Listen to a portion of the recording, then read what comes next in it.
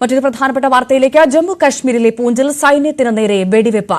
ഗുൽപൂർ സെക്ടറിലെ നിയന്ത്രണ രേഖയ്ക്ക് അപ്പുറത്തുള്ള വനപ്രദേശത്ത് നിന്നാണ് ഇന്ത്യൻ സൈനിക പോസ്റ്റിന് നേരെ ആക്രമണമുണ്ടായത്. ഇന്ത്യൻ സൈനികർ തിരിച്ചടിച്ചു. ആക്രമണത്തിന് പിന്നിൽ പാകിസ്ഥാൻ സൈന്യമാണോ, നുഴഞ്ഞുകയറാൻ അവസരം കാത്തിരിക്കുകയായിരുന്ന തീവ്രവാദികളാണോ എന്ന് വ്യക്തമല്ല. 2021 ഫെബ്രുവരി 25-ന് ഇന്ത്യയും പാകിസ്ഥാനും വെടിനിർത്തൽ കരാർ പുതുക്കിയിരുന്നു.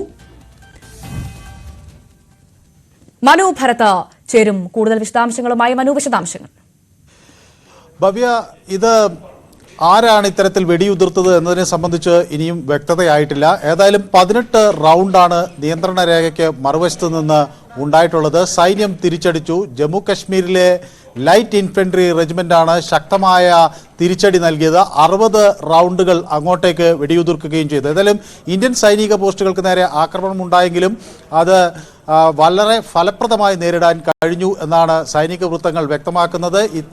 ഇന്ത്യയുടെ ഭാഗത്ത് യാതൊരു തരത്തിലുള്ള നാശനഷ്ടങ്ങളോ ആളപായമോ ഒന്നും തന്നെ ഉണ്ടായിട്ടില്ല. ശക്തമായി തന്നെ അത് പ്രതിരോധിക്കാൻ കഴിഞ്ഞു എന്നാണ് സൈന്യം വ്യക്തമാക്കുന്നത്. ഏതായാലും ആ പ്രദേശം മുഴുവൻ വളരെ സുരക്ഷാ സംവിധാനങ്ങൾ കൂടുതൽ ശക്തമാക്കിയിട്ടുണ്ട്. ഈ അതിർത്തി വഴി തീവ്രവാദ സംഘങ്ങളിലെ ആളുകൾ നുഴഞ്ഞു കയറാൻ നടത്തിയ ഒരു ശ്രമമാണോ ഇത് എന്ന സംശയവും ഇന്ത്യൻ സേനയ്ക്കുണ്ട്. ഏതായാലും 2021 ഈ കരാർ പുതുക്കിയ സാഹചര്യത്തിൽ പിന്നീട് അതിർത്തിയിൽ ഇത്തരം നിയമലംഘനങ്ങൾ പാകിസ്ഥാൻ നല്ല തോതിൽ കുറച്ചിരുന്നു. പക്ഷേ വീണ്ടും ഇത് ആരംഭിക്കുന്നു എന്നത് ചെറിയ തോതിൽ ആശങ്കയ്ക്ക് വഴി നൽകുകയും ചെയ്യുന്നു. ഏതായാലും കഴിഞ്ഞ ആഴ്ച സമാനമായ തരത്തിൽ ചില ആക്രമണങ്ങൾ അതിർത്തിക്ക് അപ്പുറത്തു നിന്നുണ്ടായി. ഈ ഘട്ടത്തിൽ ഈ അതിർത്തി പ്രദേശങ്ങളിൽ കൂടുതൽ ജാഗ്രത പുലർത്താനാണ് സൈന്യം തീരുമാനിച്ചിരിക്കുന്നത്.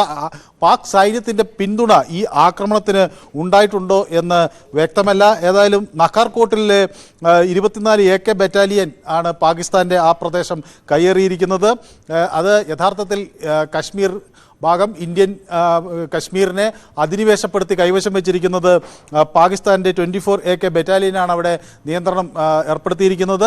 ഈ മേഖലയിൽ നിന്നാണ് ശക്തമായ ആക്രമണം ഉണ്ടായത്. ഏതായാലും അതിന് കനത്ത തിരിച്ചടി തന്നെ ഇന്ത്യ നൽകിയിരിക്കുന്നു എന്നതാണ് അതിൽ ഏറ്റവും സുപ്രധാനമായ കാര്യം. തുടർന്ന് ആക്രമണം ഉണ്ടാകുമോ എന്ന ആശങ്ക നിലനിൽക്കുന്ന സാഹചര്യത്തിൽ ആ പ്രദേശം മുഴുവൻ ശക്തമായ സുരക്ഷാ സംവിധാനം തന്നെയാണ് ഏർപ്പെടുത്തിയിട്ടുള്ളത്. മനു ഭരത്താണ് വിവരങ്ങൾ നൽകിയത്.